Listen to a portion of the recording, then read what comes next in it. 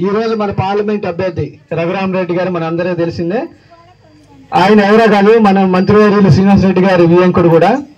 ఈరోజు కాంగ్రెస్ ప్రభుత్వ పథకాలన్నీ మనకు తెలిసినవే. ఏదైతే 6 గ్యారెంటీలు ఉన్నారో 5 గ్యారెంటీలు ఇప్పటికి అమలు చేసుకుంటున్నాం మనం అందరం కూడా. అవి కూడా పార్టీలతో సంబంధం లేకుండా ప్రతి ఒక్కరికి అందుతున్నాయి.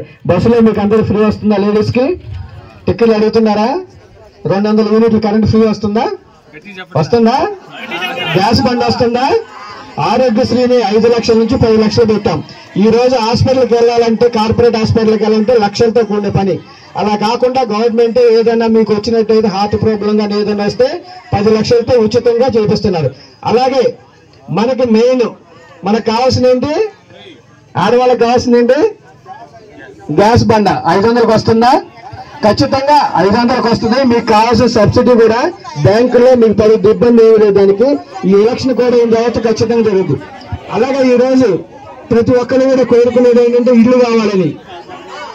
ఈ 10 సంవత్సరాలలో ఒక రేషన్ కార్డు వచ్చిందా మనకి? టిఆర్ఎస్ ప్రభుత్వంలో ఈ 10 సంవత్సరాల్లో ఒక రేషన్ కార్డు వచ్చిందా? ఒక కొత్త శాంక్షన్ వచ్చిందా? మనకేమన్నా ఇల్లు శాంక్షన్ అయినాయా? ఏది రాలేదు. అవునా? మీరు మొన్న ప్రజాపాలన ప్రతి ఒక్కళ్ళు కూడా మీకు ఏం కావాలో అప్లికేషన్ ఫిల్ చేసి పెట్టారు మీరంతా.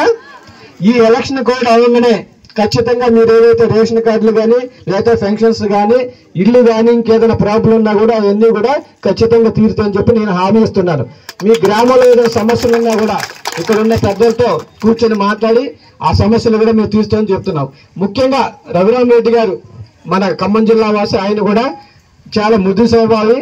ఆయన గురించి చెప్పాలంటే వాళ్ళ కుటుంబం కూడా ఫస్ట్ నుంచి కూడా కాంగ్రెస్ కుటుంబం, ఎంతో మందికి సేవ చేసిన కుటుంబం. కాబట్టి మీరు ఒక్కళ్ళందరూ కూడా కాంగ్రెస్ పార్టీ గుర్తు హస్తం గుర్తు మీద వేసి మీరు అందరూ గెలిపించాలి.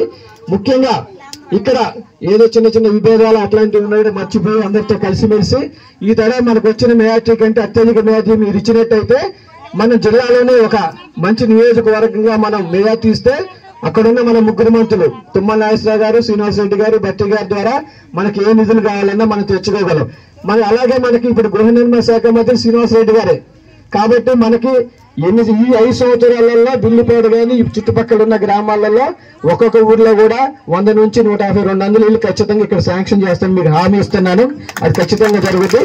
అలాగే ఏదైనా భూముల విషయంలో ఉన్నా కూడా ధరణి వల్ల ఎవరికన్నా ఎక్కడిపోయినా ఏది ఉన్నా సరే అది కూడా చేసి పెడతామని చెప్పి మీకు అందరూ హామీ ఇస్తున్నాను. ముఖ్యంగా ఈ ఉపాధి హామీ అనేది మన సెంట్రల్ గవర్నమెంట్ కాంగ్రెస్ ప్రభుత్వం ఉన్నప్పుడు ఏర్పాటు చేసింది.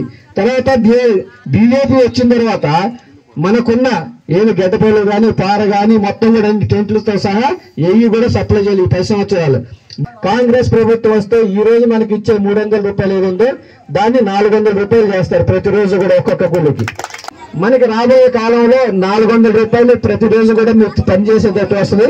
మీ ఫీల్డ్ అసిస్టెంట్ ఒకసారి ఇక్కడ మాట్లాడకూడదు, ఎందుకు ఇది వేదిక కాదు. ఇది డెఫినెట్ గా మీకు ఉపాధి హామీ పనులలో మీకు న్యాయం జరిగే విధంగా నేను తోడ్పడతానని చెప్పి మీకు హామీ ఇస్తున్నాను. హస్తం గుర్తుకే జై కాంగ్రెస్, జై కాంగ్రెస్. హస్తం గుర్తుకే సార్ చేయలేపండి. ఓకే, ఈసారి మంచి మెజార్టీ ఇస్తారు.